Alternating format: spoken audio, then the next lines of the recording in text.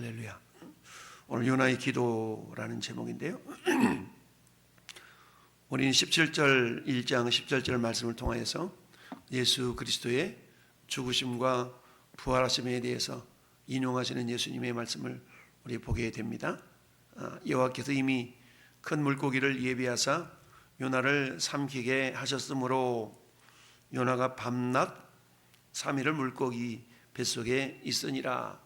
그러니까 밤낮 물고기 뱃속에 3일 동안 있었던 이 사건을 예수님은 무덤 속에 묻히시고 3일 동안 있으셨던 그 말씀, 그 사건을 예표한 사건으로 인용하고 있죠. 밤낮 3일을 물고기 뱃속에 있었다. 이 물고기 뱃속에 있었던 이 모습을 2절에서는 뭐라고 표현하냐면 내가 스올의 뱃속에서 부르짖었더니 라고 말씀하고 있습니다. 스올은 다른 말로 말하면 음부라고 말하고 있죠. 음부, 스올. 그러니까 이것을 또 다른 말로 말하면 무덤이라고도 표현합니다.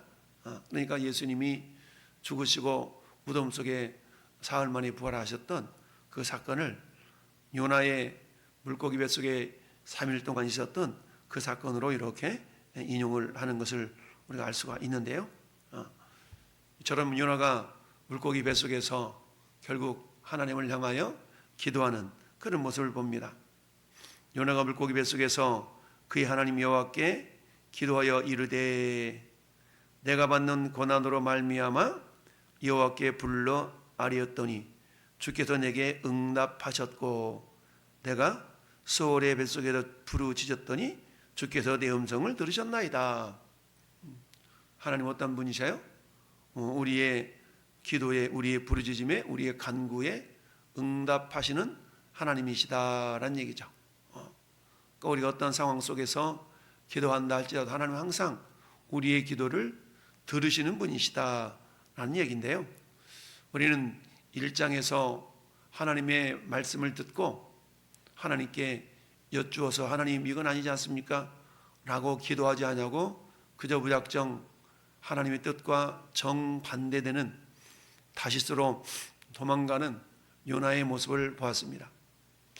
참 선지자일진데 하나님께 기도하고 여쭙고 해서 하나님이 더 깊은 뜻을 헤아리려고 해야 됐지 않았나라는 생각을 해봅니다.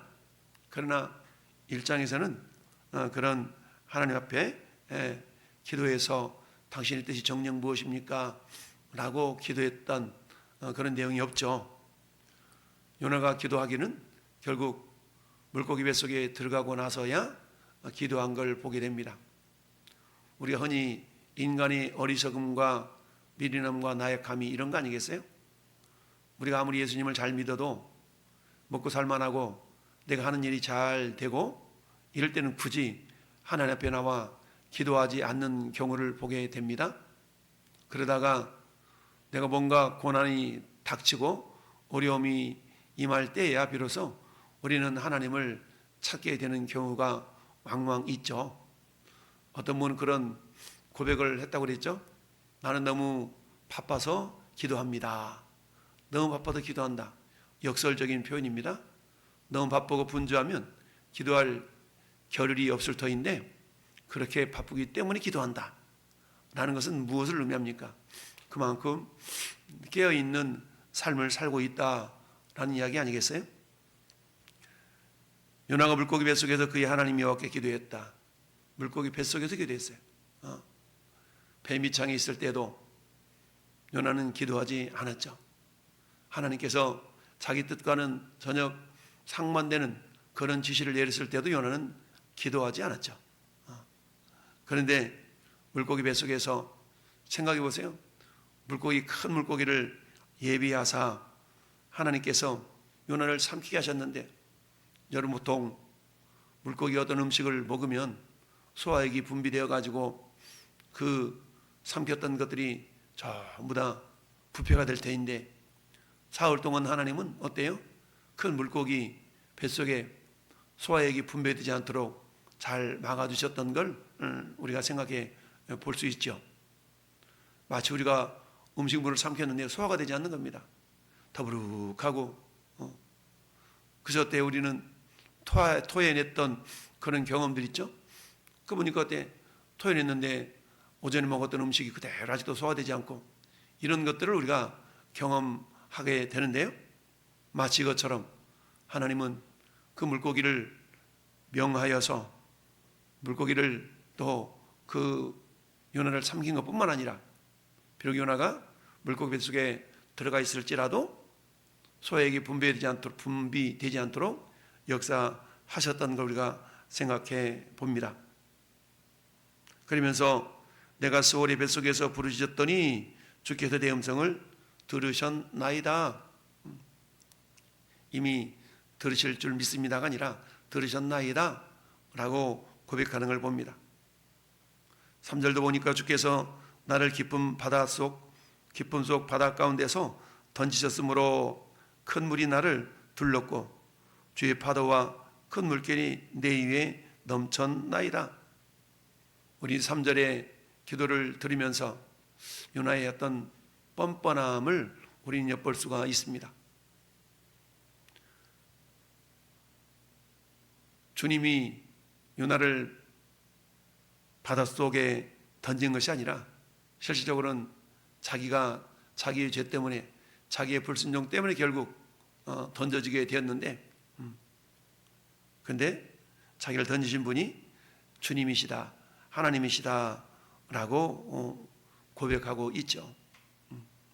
이건 뭘 얘기합니까? 오늘 요나의 기도를 통해서 우리는 돌아보는 것은 먼저 요나의 회개의 내용이 없다라는 것을 우리는 발견할 수가 있습니다. 우리가 고난 가운데 기도할지라도 우리는 먼저 회개하는 기도가 선행이 되어져야 되는데 요나에게는 그런 회개하는 기도의 모습이 없는 것을 봅니다. 여러분이 3절을 통해서 무엇을 생각해 봅니까? 창세기 3장에서 하나님께서 아담과 하와를 부르십니다. 아담아 내가 어디 있느냐? 선악을 알게 하는 나무 열매를 먹지 말라 하셨던 하나님의 계명을 어기고 선악과를 따먹었던 아담과 하와, 그들이 눈이 열려져서 부끄러운 모습을 보게 되죠.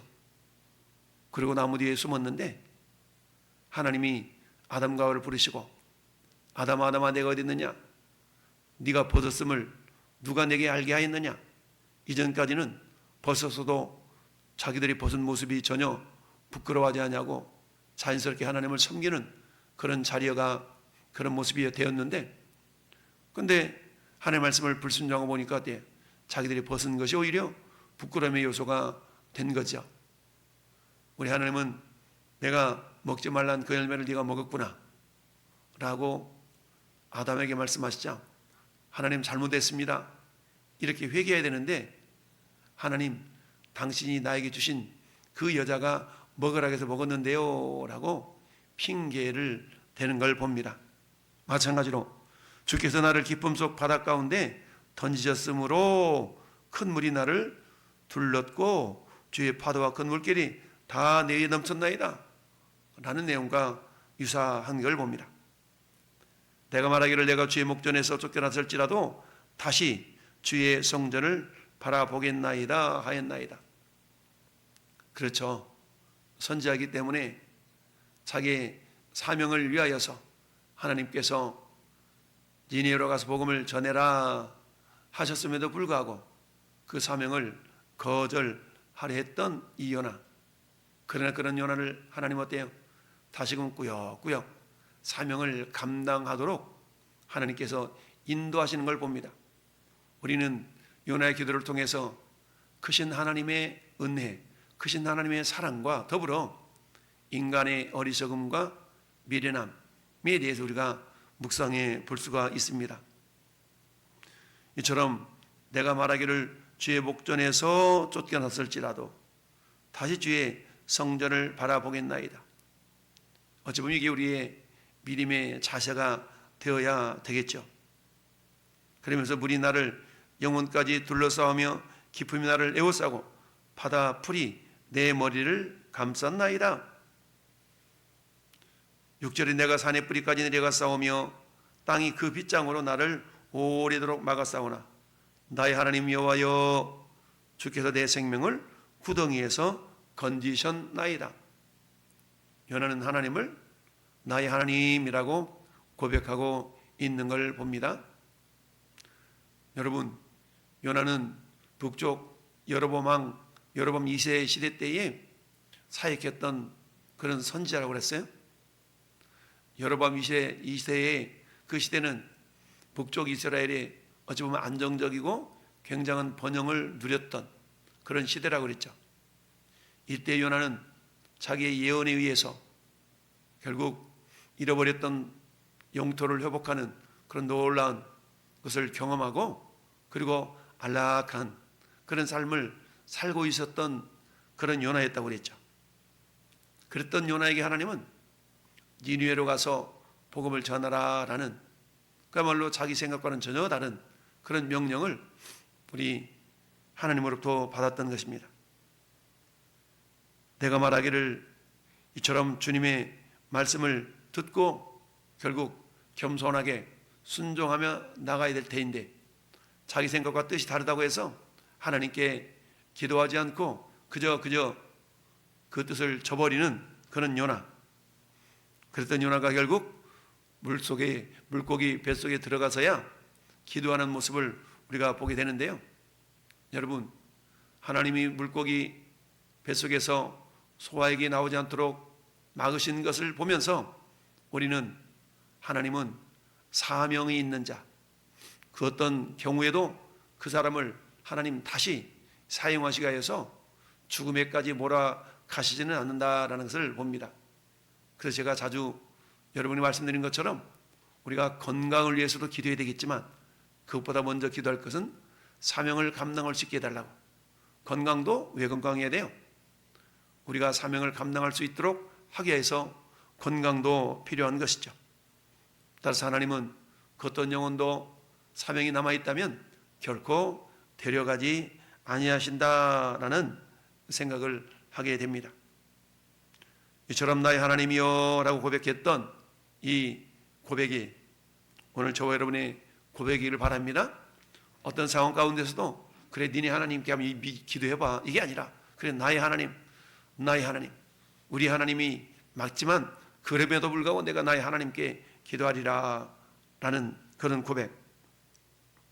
내 영혼이 내 속에서 피곤할 때에 내가 여호와를 생각하였더니 내 기도가 주께 이르러 싸우며 주의 성전에 미쳤나이다.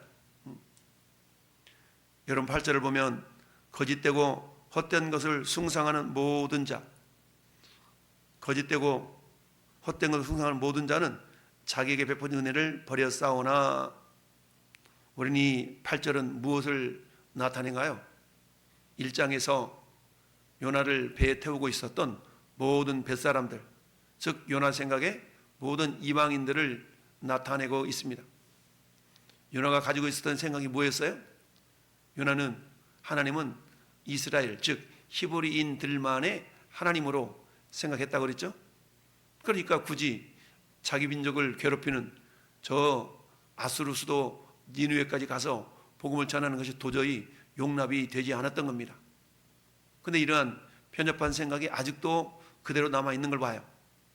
왜냐하면 거짓되고 헛된 것을 숭상하는 모든 자는 자기를 바다로 던져버린 상홍들, 배에 타고 있던 모든 이방인들을 지칭하고 있죠. 그런 자들은 어때요? 자기에게 베푼 은혜를 버렸사오나. 아직도 요나의 생각에는 이방인들은 하나님 은혜를 모르는 자들이야 라는 그런 편견이 있는 겁니다. 그런데 나는 어때요? 그런 이방인들과는 다르게 그런데 나는 감사하는 목소리로 주께 제사를 드리며 나의 소원을 주께 갚겠나이다. 구원은 여호와께 속하였나이다. 어찌 보면 이방인들과는 다르게 나는 어떤 존재예요? 나는 구원받기에 합당한 존재로 스스로가 자기 자신을 여기고 있는 것이죠. 이 모습은 어떤 모습이냐면 저 북쪽 여로보암 2세 때의 북쪽 이스라엘 백성들의 모습이 그들의 지금 요나의 모습인 겁니다. 즉 하나님 주신 은혜를 온전하게 기억하지 아니하고 마치 자기들의 능력이 좋아서 그런 것처럼 하나님 일을 저버리고 있었던 그 여로보암 2세 때의 이스라엘 민족들의 모습이었던 것이죠.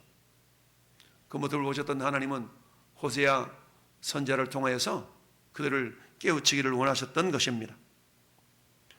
나는 감사하는 목소리로 주께 제사를 드리며 나의 소원을 주께 갚겠나이다. 구원은 여호와께 속하였나이다. 결국 하나님은 큰 물고기로 하여금 니느웨에 가장 가까운 해변에 그를 토해내도록 역사하셨습니다. 그리고 어때요? 다시 한번 그 사명을 감당하도록 하나님은 몰아가셨던 거죠. 그렇습니다. 여러분, 저나 여러분들에게 사명이 있는 자, 사명을 받은 자는 하나님이 그 계획하시고 경영하시는 일이 어제 우리가 이사야 14장 말씀을 묵상해 봤던 것처럼 하나님의 경영하는 것이 반드시 이루리라 그랬죠.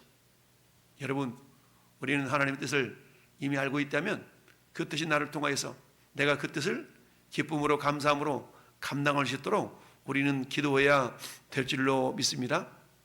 여러분, 억지가 아닌 우리는 자원하는 마음으로 하나님의 뜻을 이루어드리는 그런 자들이 될 수 있어야 된다는 얘기죠.